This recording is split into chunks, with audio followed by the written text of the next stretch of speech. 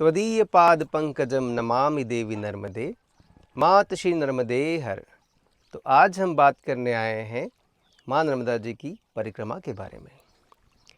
तो आज हम बात करेंगे माँ नर्मदा जी की परिक्रमा क्यों, कब और कैसे की जाती है।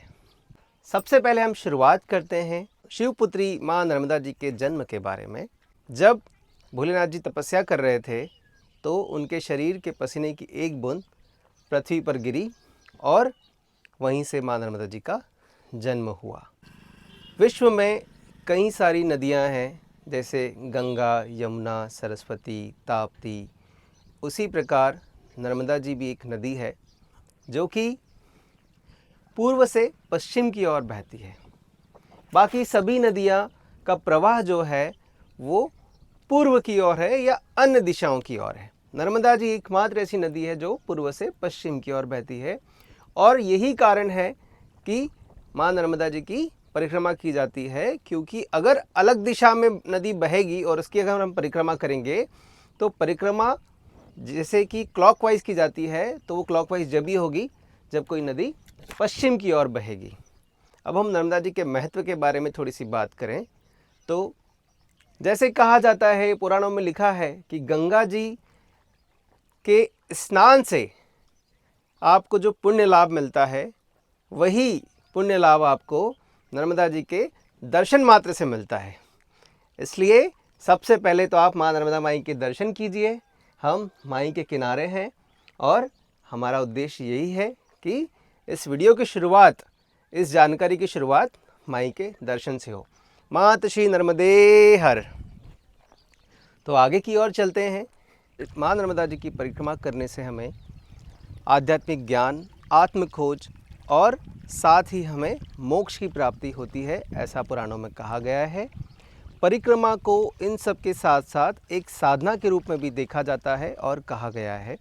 जब हम परिक्रमा मार्ग में चलते हैं तो हमें कई साधु संतों के दर्शन, कई साधु संतों से संवाद होता है और हम साथ ही साथ माई के किनारे बैठकर साधना भी करते हैं। इसीलिए इसे साधना के रूप में भी देखा गया है।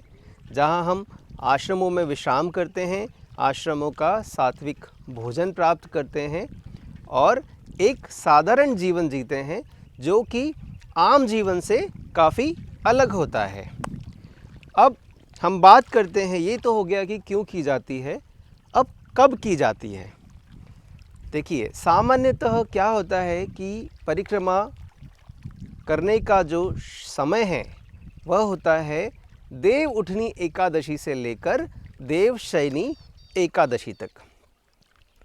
देव उठनी एकादशी होती है हम दिवाली के पश्चात। जब देव उठनी एकादशी आती है उसके बाद आप परिक्रमा कभी भी शुरू कर सकते हैं और देवशयनी के पहले पहले या तो आप उसको समापन कर लें, संपूर्ण कर लें, या किसी एक स्थान पर रुककर आप अपना चतुर्मास निकालें। अब कई परिक्रमावासी दशहरे की एकादशी के बाद भी शुरू करते हैं। तो महर्षि उत्तम स्वामी जी महाराज ये कहते हैं कि भजन का कोई समय नहीं होता। कई लोगों का ये सवाल होता है कि जब परिक्रमा देव उठनी एकादशी के बाद होती है तो कुछ लोग पहले क्यों करते हैं।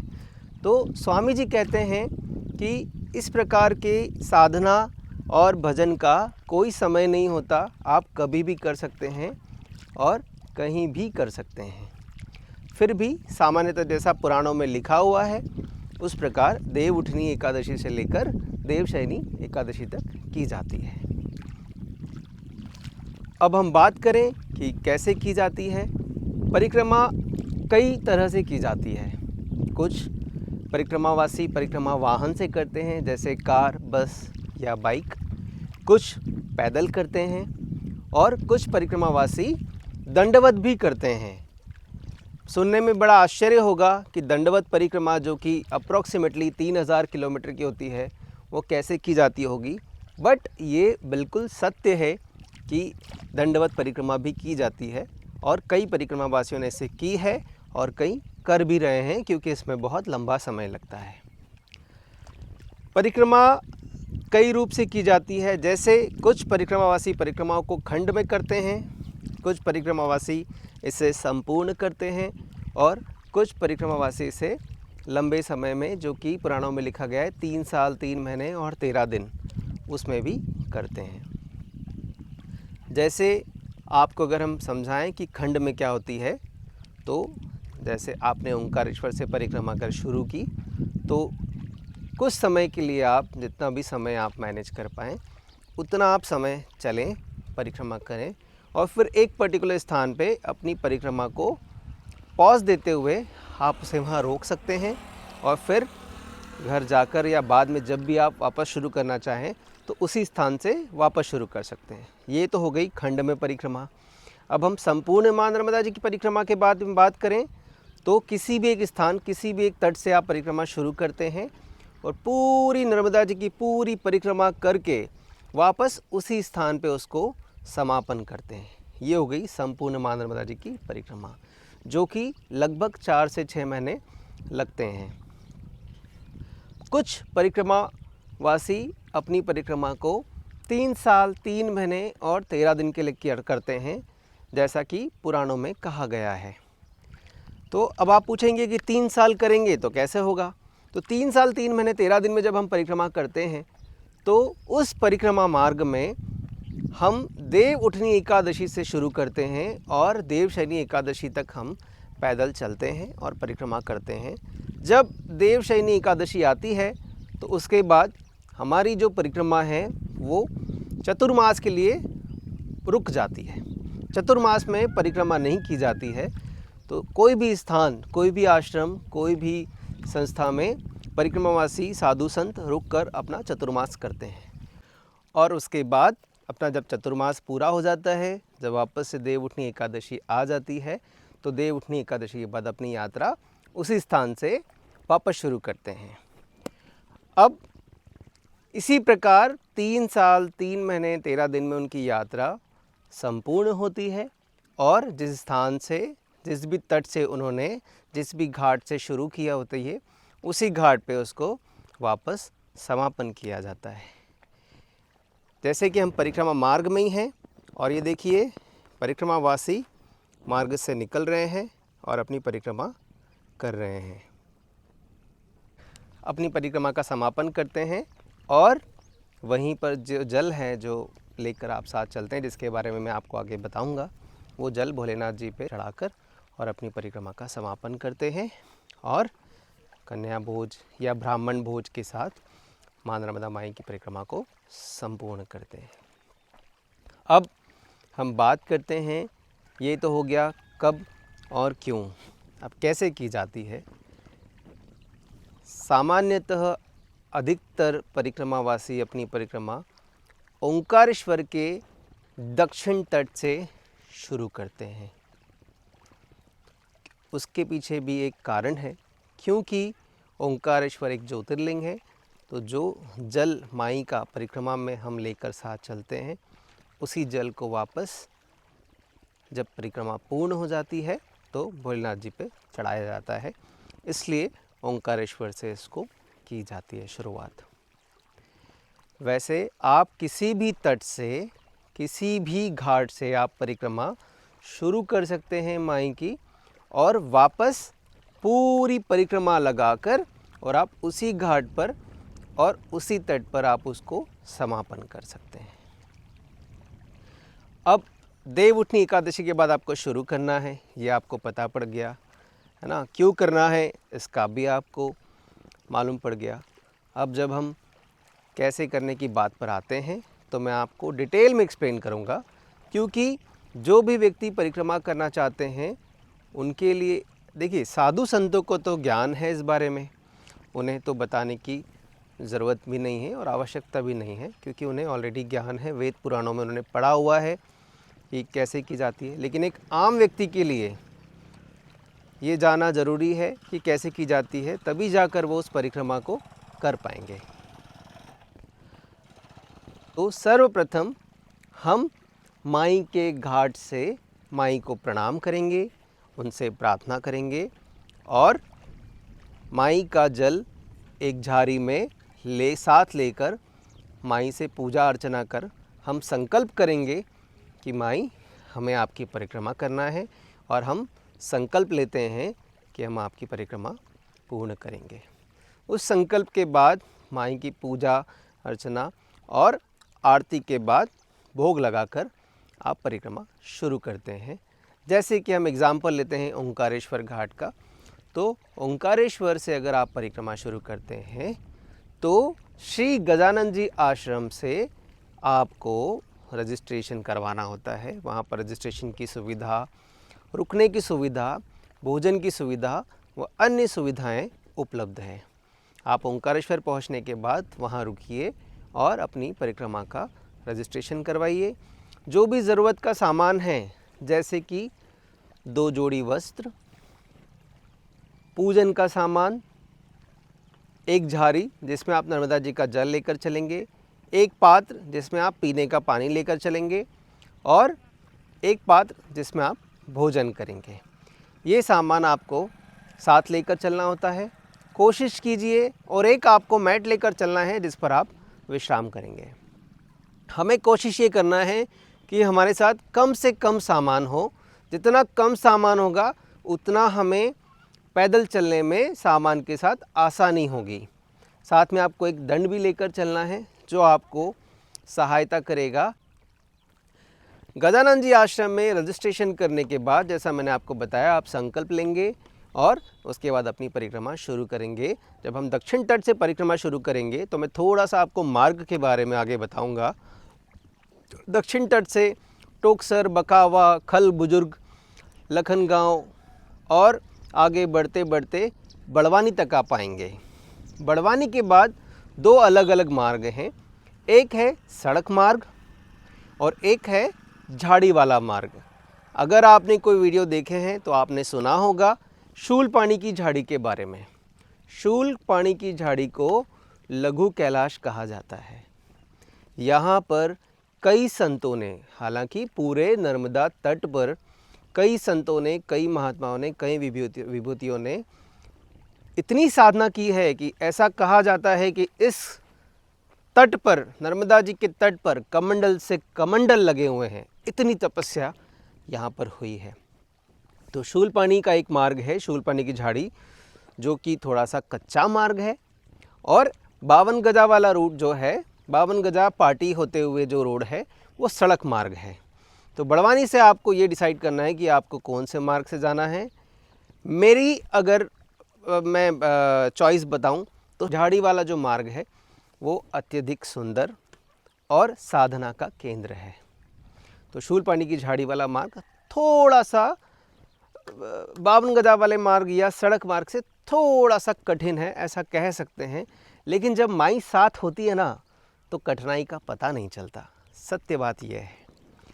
तो आपको बड़वानी के बाद डिसाइड करना है कि आपको कौन से मार्ग से जाना है। फिर जब हम आगे चलते हैं तो गोरा कॉलोनी के बाद जब हम आगे बढ़ते हैं तो अंकलेश्वर के बाद चलते चलते विमलेश्वर करके एक स्थान आता है, जिसके बाद माई समुद्र में समा जाती है।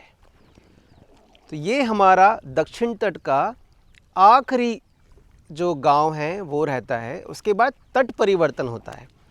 अब तट परिवर्तन कैसे करें, ये भी एक सवाल है अपने आप में बहुत बड़ा। तो जैसे मैं आपको एग्जांपल दूं तो ये तो माई बह रही है और ये समुद्र है जिसमें माई जाके मिल जाती है। अब हम विमलेश्वर से नाव में बैठते हैं और समुद्र मार्ग से, देखिए अगर आप परिक्रमा में हैं तो आप नर्मदा जी को क्रॉस नहीं कर सकते। नर्मदा जी का किसी भी प्रकार का ब्रिज, पुल, इस प्रकार की चीज़ों पे आप नहीं चल सकते। उससे नर्मदा जी क्रॉस हो जाएगी और आपकी परिक्रमा का उल्लंघन हो जाएगा, परिक्रमा के नियम का उल्लंघन हो जाएगा।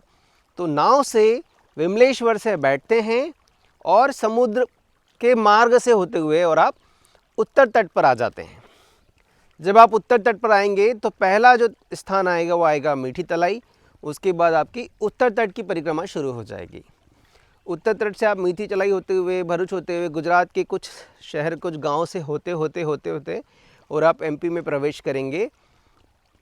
और एमपी में आप प्रवेश करते करते फिर आपको गांव आएंगे जिसमें निसरपुर आएगा, डेहरी आएगा, धर्मराय आएगा, है ना। फिर आप आगे चलेंगे तो गणपुर चौकड़ी आएगा। फिर आप आगे चलेंगे तो कई गांव आएंगे, जैसे जोधपुर है, फिर आप आगे चलेंगे तो धर्मपुरी वगैरह होते हुए, मांडवगढ़ वगैरह होते हुए और आप नेमावर, नेमावर से आगे आप होशंगाबाद, जबलपुर होते होते और आपको अमरकंटक पहुंचना है। जब आप अमरकंटक पहुंच जाएंगे तो फिर आपका तट परिवर्तन वापस होगा। अमरकंटक एक ऐसा स्थान है जहां से माई का उद्गम हुआ है, वो माई का उद्गम स्थल है और वहां से ही माई ने अपना जन्म लिया है या माई का उद्गम हुआ है, ऐसा कह सकते हैं। तो अमरकंटक से वापस आपका तट परिवर्तन होगा, जहाँ से माई का उद्गम है उसके पीछे से आप वापस आके और उत्तर तट पर आ जाएंगे। जब आप उत्तर तट पर आएंगे तो वहाँ आकर आप वापस माई का पूजन करेंगे, पूजन करके अर्चन करके और फिर वापस आप अपनी परिक्रमा आगे बढ़ाएंगे। जब परिक्रमा आप आगे बढ़ाएंगे तो चलते चलते वापस कुछ गांव आएंगे, जैसे कि महाराजपुर आएगा, छोटा गांव गोरखपुर आएगा और आप नीचे की ओर बढ़ते चलेंगे। फिर जबलपुर, होशंगाबाद, हरदा के उस साइड वाला हंडिया, ये सब होते होते होते होते और आप वापस ओंकारेश्वर पहुंच जाएंगे। जब आप ओंकारेश्वर पहुंच जाएंगे तो आपकी परिक्रमा पूर्ण हो चुकी होगी और वही जल जो आप इतने 7 दिन साथ में लेके चले हैं। मैं आपको एक बात ये बताना भूल गया कि जब हम परिक्रमा करते हैं तो जो माई का जल हम साथ में लेकर चलेंगे झारी में, उसका हम सुबह शाम दोनों टाइम पूजन करेंगे। और परिक्रमा में आपको सूर्य उदय से लेकर सूर्य अस्त तक ही आपको परिक्रमा करना है। सूर्य अस्त के बाद हम परिक्रमा नहीं करेंगे। सूर्य अस्त के पहले किसी भी स्थान पर हम रुक जाएंगे और रुक कर वहाँ स्नान कर और फिर हम अपना ध्यान साधना और हम माई का पूजन करेंगे और हम फिर भोजन प्रसादी लेकर और हम विश्राम करेंगे। सुबह भी ऐसे ही होगा। जब आप सुबह उठेंगे तो अपनी दैनिक क्रिया कर फिर आप माई का पूजन करेंगे और फिर आप अपनी परिक्रमा शुरू करेंगे। ये एक नियम है जो पुराणों में लिखा है और आपको इसे फॉलो करना है। तो आप आगे ओंकारेश्वर, तो ओंकारेश्वर में आप माई को प्रणाम कर और वापस पूजा अर्चना कर और माई को धन्यवाद देते हुए, प्रणाम करते हुए आप अपनी परिक्रमा का समापन करेंगे। और समापन पश्चात आप जो माई का जल है, जिसे आपने इतने दिनों साथ लेकर चले और आपने पूजन अर्चन किया, यही जल हम भोलेनाथ जी पर ममलेश्वर में चढ़ा देंगे। जल चढ़ाने के बाद फिर आप ओंकारेश्वर दर्शन कीजिए। पहले आपको ओंकारेश्वर दर्शन नहीं करने हैं, क्योंकि माई का जल आपके साथ है, तो आप ओंकारेश्वर दर्शन करेंगे तो उल्लंघन हो जाएगा। इसलिए पहले आपको जल चढ़ा देना है, आपकी परिक्रमा समापन कर देना है, फिर आपको ओंकारेश्वर में दर्शन करने हैं। उसके बाद आप कन्या भोज, ब्राह्मण भोज, गौग्रास देकर और आप अपनी परिक्रमा का समापन कर सकते हैं। और वहाँ अगर आप नहीं करना चाहें तो आप घर जाकर भी, अपने घर जाकर भी कन्या भोजन या ब्राह्मण भोजन या गौ माता के लिए भोजन या गोग्रास की व्यवस्था कर सकते हैं और अपनी परिक्रमा को संपूर्ण कर सकते हैं। अब जैसे कि आपने सुना, मुझे तो मेरी परिक्रमा याद आ गई। हालांकि मैंने परिक्रमा वाहन से की थी, क्योंकि उतना समय देना और परिवार के साथ करना थोड़ा सा अभी कठिन है, लेकिन मेरी इच्छा है और जब भी माई की कृपा बरसेगी तो माई मुझे बुलाए और पैदल परिक्रमा कराए, यही मेरी इच्छा है। लेकिन ये पूरा वृतांत और ये पूरा बात आपसे करते हुए मुझे मेरी परिक्रमा की याद आ गई, जब मैंने आज से 3 साल पहले मेरी पत्नी और मेरे बेटे के साथ परिक्रमा की थी, जिसका आनंद और जिसकी अनुभूति मैं आपको शब्दों में नहीं बता सकता। देखिए, आप मेरा गला भर चुका है क्योंकि मुझे वो मोमेंट याद आ गए हैं। अब मैं आपको बताऊंगा, आपको ये हो रहा होगा दिमाग में कि भाई जब हम परिक्रमा करेंगे तो वहाँ रुकने की, भोजन की और अन्य व्यवस्थाओं कैसी है, क्या है और कहाँ है। देखिए, परिक्रमा मार्ग एक जीवंत तीर्थ है। माई के तट पर जो सेवा आप देखेंगे, आप मेरी बात का विश्वास अभी शायद ना कर पाएँ, लेकिन जब आप परिक्रमा करेंगे तो आपको मेरी बात फील होगी। इतनी सेवा है इस मार्ग पे, इतनी सेवा है जिसकी कोई कल्पना नहीं कर सकता। परिक्रमा वासियों की आंखों की अश्रुधारा बह जाती है जब वो सेवा देखते हैं। कई परिक्रमावासी कहते हैं कि इस मार्ग में जैसे लोग लुटाने निकले हैं, सब कुछ लुटाने निकले हैं और इस प्रकार से सेवा देते हैं। तो हम बात करें तो परिक्रमा मार्ग में हर 10, 12, 15 किलोमीटर पर आश्रम की व्यवस्था होती है, जहाँ निःशुल्क ठहरने की बाकी व्यवस्थाएं प्लस भोजन की व्यवस्था होती है। तो आप परिक्रमा मार्ग में अगर हैं और परिक्रमा में हैं तो मेरी आपको सलाह रहेगी कि आप आश्रम में ही रुकें या किसी मंदिर या संस्थान में ही रुकें, तो आपको आध्यात्मिक लाभ और असली परिक्रमा का आनंद आएगा। अगर आप अन्य स्थान रुकेंगे तो वो लाभ नहीं मिल पाएगा जो एक्चुअल में आपको मिलना चाहिए, क्योंकि जब आप आश्रम में रुकते हैं तो वहाँ की पॉजिटिविटी, वहाँ की वाइब्स और वहाँ के जो साधु संत हैं उनके साथ जो संवाद और जो ज्ञान प्राप्त होता है उसका भी अपने आप में एक बहुत बड़ा महत्व है। तो आप जब परिक्रमा में चलेंगे तो हर 10-15 किलोमीटर पर एक आश्रम आएगा जहाँ पर भोजन, ठहरने की और अन्य व्यवस्थाएं होती है और आप उनका लाभ ले सकते हैं। कहीं जगह पे, कई आश्रमों में सदाव्रत भी दिया जाता है। सदाव्रत का मतलब ये है कि आपको भोजन बनाने का कच्चा सामान और भोजन बनाने की व्यवस्था दे देंगे और आप स्वयं मिलकर और भोजन बना सकते हैं और भोजन पा सकते हैं। परिक्रमा शुरू करने के पहले आपको यह बिल्कुल भी नहीं सोचना है कि क्या होगा, भोजन मिलेगा नहीं मिलेगा, कहाँ मिलेगा, क्यों नहीं मिलेगा, कैसे मिलेगा। देखिए, जब आप माँ की शरण में होते हैं ना, तो माँ आपका पूरा ध्यान रखती है और इस प्रकार ध्यान रखती है या उसी प्रकार ध्यान रखती है जैसी एक माँ अपने बच्चे का ख्याल रखती है, उसी प्रकार नर्मदा माई भी अपने भक्तों का ध्यान रखती है। देखिए, कभी कभी माई आपका धैर्य और आपकी आस्था को चेक करेगी, है ना, कि भाई कितने आप माई में कितना विश्वास आपका है, अडिग है या नहीं है। तो उस समय थोड़ा सा आपका धैर्य जो है वो काम आएगा और आपको वो बनाए रखना है। अब एक चीज़ ध्यान रखिए, कहीं भी जब आप परिक्रमा में हैं, कोई भी भगत, कोई भी श्रद्धालु, कोई भी व्यक्ति आपको भोजन प्रसाद या किसी भी चीज़ के लिए आग्रह करे, नर्मदे हर, तो आप कुछ परिक्रमावासी मार्ग से निकल रहे हैं और उन्हीं से मैंने नर्मदे हर की। तो हम थे कि जब भी आपको कोई आग्रह करे कि भोजन पा लीजिए या चाय प्रसादी ले लीजिए या बाल भोग ले लीजिए, तो आपको उनका मान सम्मान, उनका आदर पूरा करना है, क्योंकि वो माई के बच्चे हैं, वो माई के भगत हैं। और यह भी सत्य कहा जाता है कि जब इस प्रकार का कोई आपसे आग्रह करता है और आप उस आग्रह को अगर ठुकरा देते हैं या नहीं मानते हैं तो फिर माई आपकी परीक्षा पूरी तरह लेती है। आप बिल्कुल बेफिक्र रहिए कि किसी प्रकार की परेशानी या किसी प्रकार की तकलीफ़ आपको होगी, क्योंकि माई की शरण में किसी को कोई तकलीफ़ नहीं होती है, किसी को कोई परेशानी नहीं होती है। एक संत ने, एक परिक्रमावासी ने या संत ने मुझे ऐसा कहा था कि देखिए, कष्ट और तकलीफ़, कष्ट और दुख में अंतर है। कष्ट होगा, स्वाभाविक है। देखिए, हम अपने घर में होते हैं, हमारा एक रहन सहन वो, और हम अपने कंफर्ट जोन में होते हैं। जब आप परिक्रमा मार्ग में निकलेंगे तो वो सब कंफर्ट जोन छूट जाएंगे। आपको एक साधारण जीवन जीना है और एक साधारण व्यक्तित्व की तरह आपकी सभी गतिविधियां चलती है। और जब आप 20-25 किलोमीटर या जो भी आपकी क्षमता है, जब आप उतना चलते हैं तो थोड़ा तो कष्ट होता है, लेकिन कष्ट और दुख में अंतर है। कष्ट होना अलग बात है, शरीर है तो कष्ट तो होगा क्योंकि वो हमारी आदत में नहीं होता है, लेकिन दुख होना अलग बात है। तो कष्ट तो होगा, हो भी सकता है नहीं भी हो, लेकिन दुख नहीं होगा।